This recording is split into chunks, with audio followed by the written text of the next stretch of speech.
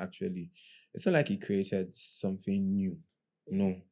Because the things that he would have created, I already had a very strong notion about them and it could not change. But it exposed things within me that were there that I was never aware of. Truthfully, I used to be somebody with a very low self-esteem. Emotionally, I was just there. Yes, I would say I was just there Before the heartbreak. Yes, before the heartbreak, yeah. I would like to say that all my life I've had only 3 relationships. Most people do not believe when I say that, but yes, I've had only 3 relationships, and the one that led to that very, very intense heartbreak was the third. For me, one of the easiest ways that I get past things is that I acknowledge the parts that I had to play in it. I acknowledge where my faults were. Yeah, that's one of the easiest ways that I get through things. Yeah, it's not like he created something new. No, because the things that he would have created, I already had a very strong notion about them and it could not change. But it exposed things within me that were there that I was never aware of. Truthfully, I used to be somebody with a very low self-esteem.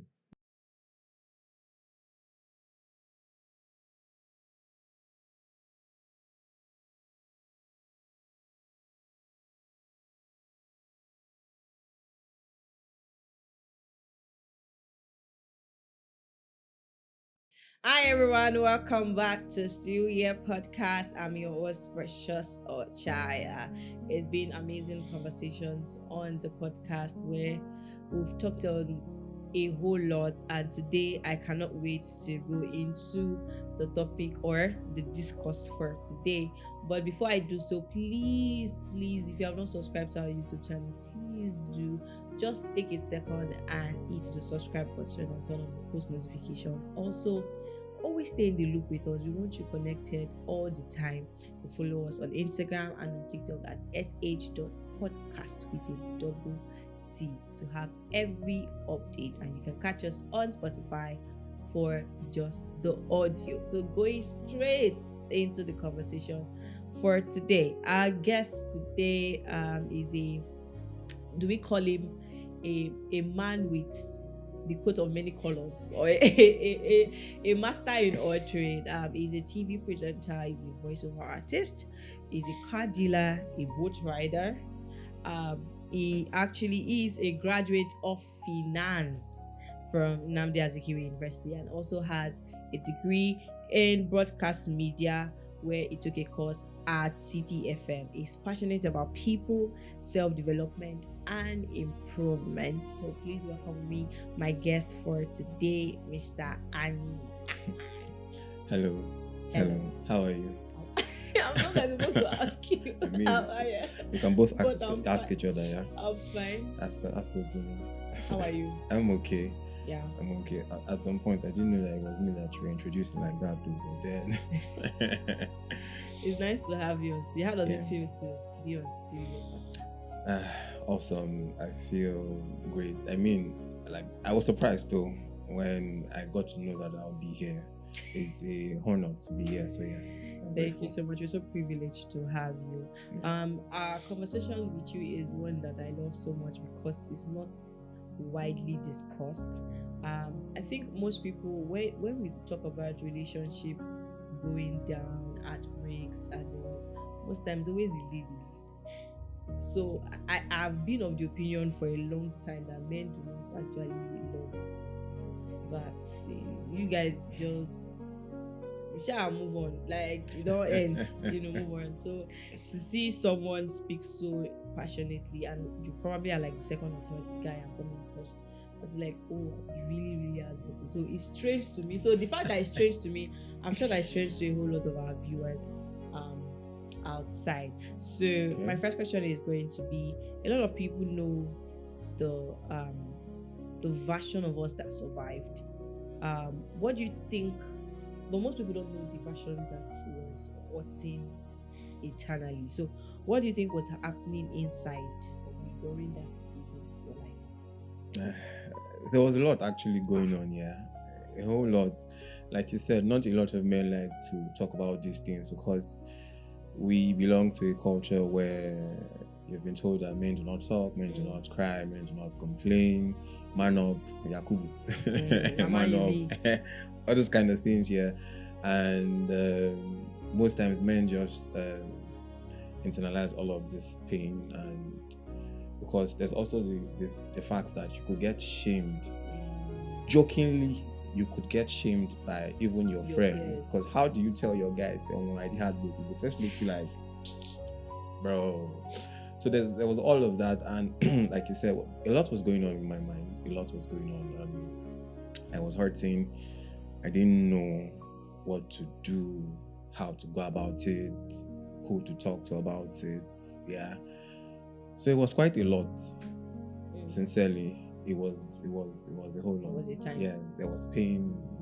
And so if we could go back a bit, before the outbreak happened, how would you describe yourself emotionally and spiritually? Like, where were you at in these places before the outbreak happened? Emotionally, I was just there. Yes, I would say I was just there before because the outbreak. Yes, before the heartbreak. Yeah.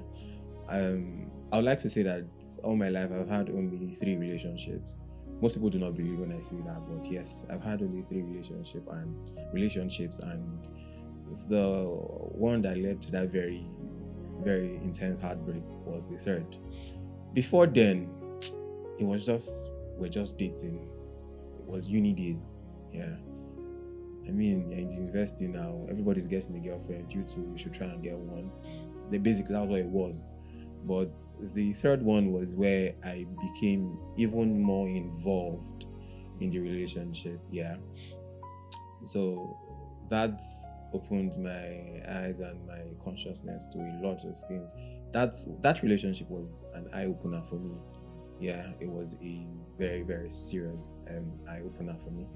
Okay. So when the relationship ended, what do you think broke? I don't know, it sounds cliche, but what do you think broke inside you beyond the relationship? I think it broke me as a person. It broke my personality. Explain. Yeah. So I'm a very happy person. I'm a very cheerful person. If you've been around me, you know that I'm playful, I'm cheerful, and there's almost never a dull moment with me. Yeah. But that heartbreak, it took me to a place where I never knew I could be or I could go to. Yeah, it was a lot, truthfully, because that was legit one of the very first times that I actually poured my heart into a relationship. Yes. Yeah, so it was a lot. It took me to a dark place. Yeah. So yes, it took a very big toll on me. Yes. So was there a moment where you realized that the pain has started changing the way you saw love, intimacy, or even yourself? I would not say that it changed how I saw love. Yeah. Did it affect? Maybe a bit, but it didn't change because I'm a helpless romantic, but then again, it didn't change it for me. Some of these experiences, it takes a toll on you, yeah, and some of them are actually very capable of changing it, but I already have certain notions about things that it would almost take a supernatural experience to change. Yeah, some of these experiences might affect how I see it, but change it? No, it didn't change it. It didn't affect my level of intimacy or myself. No, it didn't change me as a person. Let me put it like that. It didn't change me as a person. Did it affect me a bit? Yes. Okay. Because that's what pain does to you. Pain, for some persons, lets you discover a particular thing or some things about yourself that you never knew were there before. So yes, it affected me, but it didn't change. No. What did coping start to look like for you at the time? Do you mean what I did to cope? Yes, what you did to cope. I escaped, basically. I escaped my reality. Yeah. In fact, I went in search for things to be able to cope. I might not be able to say, but Why can't you say? Okay, I you went in choose not search. to say. Yeah, I went in search. I went in search for things that, because I mean, I have seen people do things to cope when There's so they. many things, so many vague answers. I was not involved in any vice. No, I didn't do all of that, but I tried to look for other coping mechanism. Yeah, because it was a lot. It was a lot. I joined groups. I did stuffs just to escape my reality. Okay, let's leave that. Yeah, and so I tried. I actually Stop. tried. I tried to escape. I tried to run away, but you can only run away for so long. So, yeah. Okay. So, do you want to give us a little bit of insight on the things and stuff, even if it's just a tiny bit? So, like I said, I did. I joined some groups on WhatsApp, on Insta. I felt like it was going to, all of those were going to take the pain away. Yeah, but I realized that they were all temporary fix. Yeah, because at the end of the day, Okay. it's short-term happiness. Yeah, it's short-term happiness. We'll manage it. You want specifics? Because you're not telling us what groups, but we manage it. You don't know whether somebody is watching and the person is also going through exactly what you are going through. But we respect your privacy. Okay, that's fine. Yeah. So looking back now, do you think that there were deeper wounds the heartbreak exposed you rather than it created? Yes, actually. Yes. Sorry. I mean, like, that means there were existing wounds. Did it expose that you had wounds already existing, not just that the heartbreak came and created them for you? Yes, it did. It exposed. So that's what the heartbreak did to me. Actually, it's not like it created something new. No, because the things that you would have created, I already had a very strong notion about them, and it could not change. But it exposed things within me that were there that I was never aware of. For instance, yeah, truthfully, I used to be somebody with a very low self-esteem. Yeah, I struggled with that for a while. It exposed that because I used to hide it behind my wittiness, my sarcasm, my humor, and all of that. The heartbreak exposed that. It also exposed the fact that there were times where I wasn't a very vocal person. Yeah, I'm not a very expressive. I never used to be a very expressive person. Actually, yeah, that was one of the things that I did. Yeah, when I was trying to cope, that was it pushed me. Yes, it pushed me to being a TV presenter, a radio presenter rather. So yeah, now going back, it did expose some of the things that were within me that I wasn't very aware of. Some I was aware of, but I just tried to suppress them. Yeah, I looked for other means to cope and navigate around them. So yes, it did more of exposing rather than creating. Yeah. Wow. So how isolated were you emotionally during that season? Do you feel like there were people that you could genuinely talk to? So right now, looking back, I think that there were people that I could genuinely talk to, but as at that time, I wasn't sure that there was something like talking to people to feel better. I wasn't aware. It's not like I wasn't even sure. I wasn't aware that there were people that there was a thing like, oh, you can talk to somebody while you are going through all of this to feel better. Yeah, I'm very certain that if I had done that then, it would have helped me a lot easier, a lot faster. But I said then, it was just vibes, and let's just move on. She been a heartbreak, and that's what it was for me.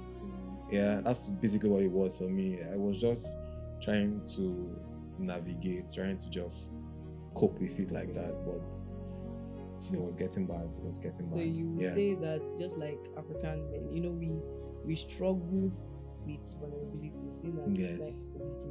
Yeah. So do you think that you already said it that you wish you did that? Yes. But do you think that the silence made you suffer longer? Yes, it did. It did. I'm a person that people talk to most times. And I've seen how a person's spirits can get lifted after they've actually been able to express themselves, what they are going through, how they feel. When people can genuinely talk to you and connect with you based on what they are going through, I've seen what it does. And I'm quite certain that if I had spoken to somebody, I would have snapped out of it a lot faster, a lot easier. Yes, I would have. Yeah, because it took a while, I'm not going to lie. In fact, after then, I was single for like the longest. Yes. Okay, so was there really a moment that you looked at your life and you're like, I don't think I'm okay. Like this is not okay. Yes. In fact, that was the point for me. Take me through that. That was the point for me. So, like I told you earlier, I'm a very, very happy person. I'm very cheerful. Like, there's always vibes around me. But when the heartbreak happened, I was alone. I wasn't talking. A lot of the things that I used to do, I stopped doing them. And where I knew that there was a problem was there were times where if I go out with my friends, they look at me and say, "Are you alright, guy? Like, you do okay?" You're so lost. And I'm like, I do okay now, no issues. Yes. So it started to dawn on me that something is wrong somewhere. There are times where I'm coming back home, because then I used to stay around Ochiagha. So I'm coming back home, I'm driving. I always remember this part. If I'm driving through Airport Road, I would play a particular music from Aurora. I can't really. Aurora. Yeah. I think the name of the title of that music was Runaway. Runaway. We know all of us that suffer. When that music comes on like this, it feels like it just happened yesterday. Memories, it was. I knew that something was wrong. Something was. There are times that if I'm coming back home alone, if I'm driving, you think I'm doing Fast and Furious. Yes, it was bad. Wow. Yeah. So, but bad. You mentioned that you did stuff to join things and the rest of that. Yeah. What do you think you were actually searching for in the midst of all those things? Were you able to find what you were searching for, or what do you think you were searching for? Like I said, I was lost. Definitely, I was looking for a way to escape my reality, to escape the heartbreak that I was going through. I think I was searching for the possibility that there might be something out there that might heal the pain that I was going through, that does not involve me actually accepting that I was actually in pain and realizing the fact that I was in pain and I needed to get help. So I thought that, let's just do these other stuffs. Maybe it will help. It would give me clarity, give me closure and all of that. So basically, that's what it was for me. I was just doing all of those other things to escape all those things that you say, I want to assume that for you to not want to mention those things, you're probably taking you away from spirituality or your intimacy with God, or I don't know. But how did you find your way back? How did you find or have you even found your way back? Or you're on your way to find your way back? That's the question. Oh well, so I am back. I mean, I am back. Yes, I am. For me, it's a continuous process. Yes, it's a continuous process. But yes, it took me away from God. It took me away from a place of worship. I don't think I was even going to church then. I wasn't really doing anything other than church. So for me,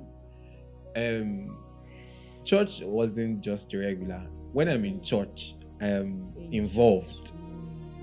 Then I would just go to church on Sunday. I would just go back home. That's what it was for me. Yeah. So that's why I said I wasn't very intimate. I was taking me away from church, my place of worship. It was just go to church on Sunday, come back home, basically. And then it was just a church that I discovered around where I stayed. Yeah, because for when I go to church, yeah, how I know that this is my place of worship is the moment I step into that place, my heart is at peace. Basically, that's how I just know. I don't know how it happens. I don't know how it works, but I know that the moment I step into a place and my heart is at peace, I know that that's my place. That's where I'm supposed to be. Yeah. So, but during that time, it wasn't like that. I just used to go because, there were a lot of young people here. The church was vibing. Let's just go. So I'll just go on Sunday after service. I go back home. That was just it for me. So yes, it did take me away from a place of worship, took me away from my intimacy with God. Yes, it did that. Okay. So I assume that, like you said, it's a continuous process for Yeah. you. But was healing immediate for you, or was it you slowly having to like confront things that you are buried for years? Because one thing about healing is that, personally, because I'm on a journey, and I like that you said it's a continuous process, because healing is actually continuous. It's not a destination, you just keep going. But one thing I have noticed in healing is that there are parts of yourself that you start to find that it's not good anymore. So like, I need to fix. Yeah, true. I need to fix this. Like slowly, you're like, maybe this and this and this and that. True. We're not okay. So was healing immediate for you, or were you slowly confronting parts of yourself that you had buried deep inside for years? It wasn't immediate for me.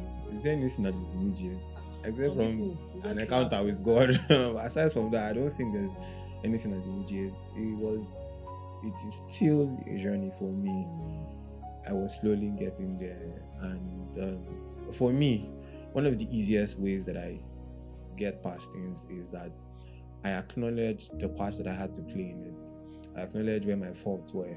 Yeah, that's one of the easiest ways that I get through things. Yeah, so it has always been like that for me. So while I was hurting and going through all of that, I started to realize that some of the things that probably led to this state or stage where I was were my own doing. They were habits that I had not treated, that I had not worked on. They were wounds that were buried inside. So it wasn't immediate for me. I had to start to tackle them one after another. I mean, I'm still trying to work on some of them, yeah. But yeah, it wasn't immediate for me. No, it's a process. It's a process. My friend, I'm being skeptical about this because, but then, but you're ready. My friend, it took her 3 years for us to actually talk about it. Note that we used to talk once in a while. Yeah, we just used to talk. I knew that she was angry with me, yeah, but we had not really talked about some of the issues that we had.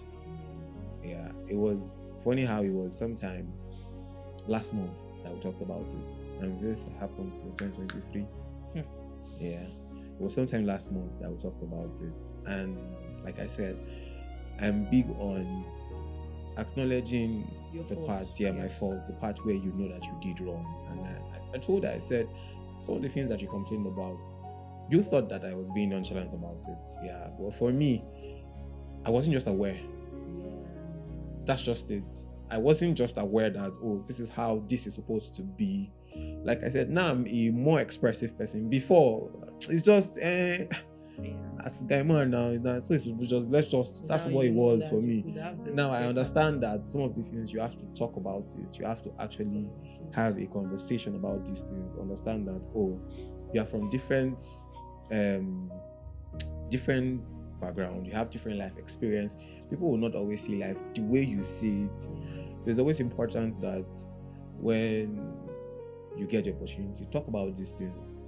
Understand the other person's perspective and angle, and also explain yours. Then look for a common ground. Yeah. So yes.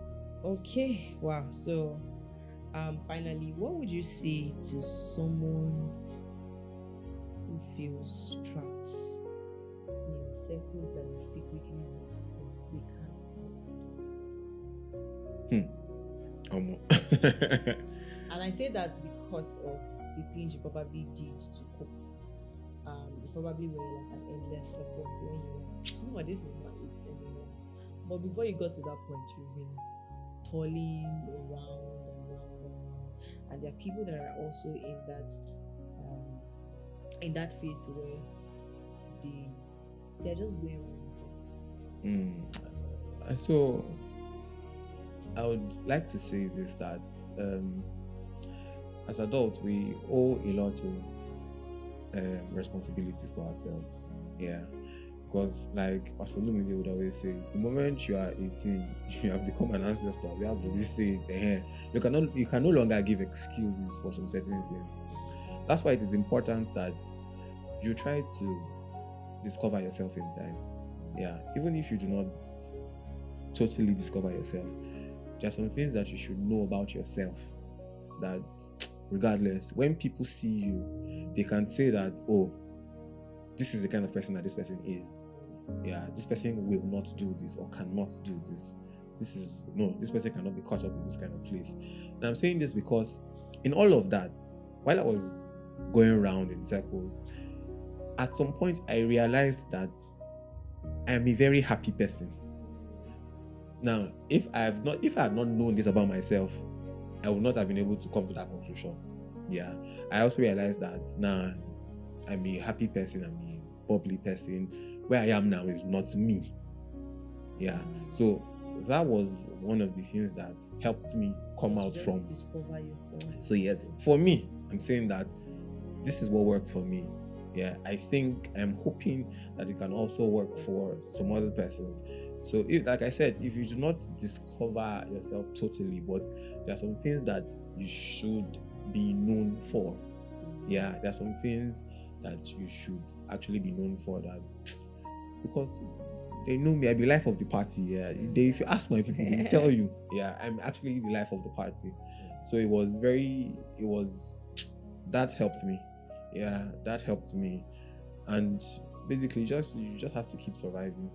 Yeah, you don't have a choice. I learned that one this morning. I think it was from a video that I saw from Miles Monroe. Yeah, where he said that you just have to keep surviving. Yeah, if you lose your job, survive.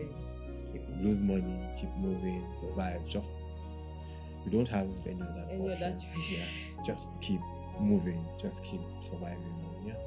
Thank you so much for such vulnerable, because I mean it's not every day you see a man come and say you want to talk about heartbreak. Like I'm in awe of your courage and your bravery, and it's such a timely conversation, because I know that there's so many people that would secretly just come to watch this episode that are probably going through this. While you are here watching secretly, please make sure to subscribe and drop a comment and like, and we'll see you on the next one. I always say this, you're still here, and that is more than enough for now. My name is Precious Ochiagha.